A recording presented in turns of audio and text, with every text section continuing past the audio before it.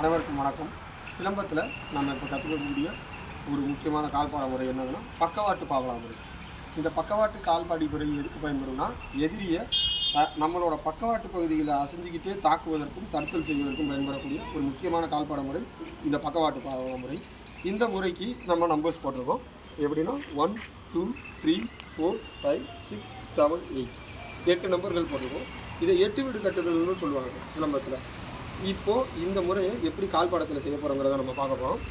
முதல்ல வலது காலை 1ஆம் நம்பர்லையும் இடது காலை 2ஆம் நம்பர்லையும் எடுத்து வச்சுக்கோம். எடுத்து வச்சு இடது கையானது தாக்குவதற்காகவும் வலது கையானது நமது நெஞ்சுக்கு காப்பாறனாக நம்ம பிடிச்சிருக்கோம்.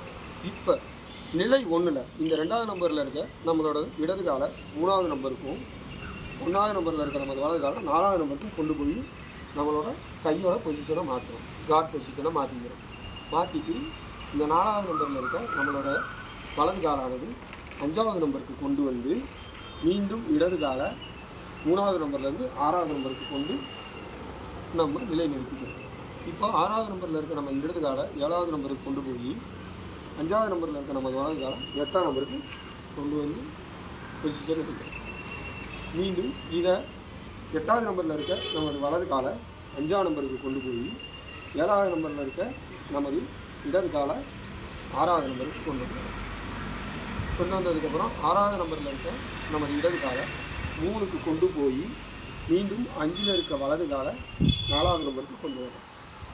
இப்போது 4ல் இருக்க நமது வலது காலை 1ஆவது நம்பருக்கு கொண்டு போய் 3ஆவது நம்பரில் இருக்க நமது இடது காலை மீண்டும் 2ஆவது நம்பருக்கு கொண்டு வரோம்.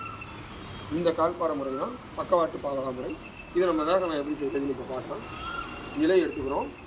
நிலை எடுத்ததுக்கப்புறம் 1 2 3 4 இந்த முறையில் நம்ம இந்த கால்பாட முறையை போட்டுருவோம். திருப்பி அதையே ரிவர்ஸ் பண்ணுறோம். 1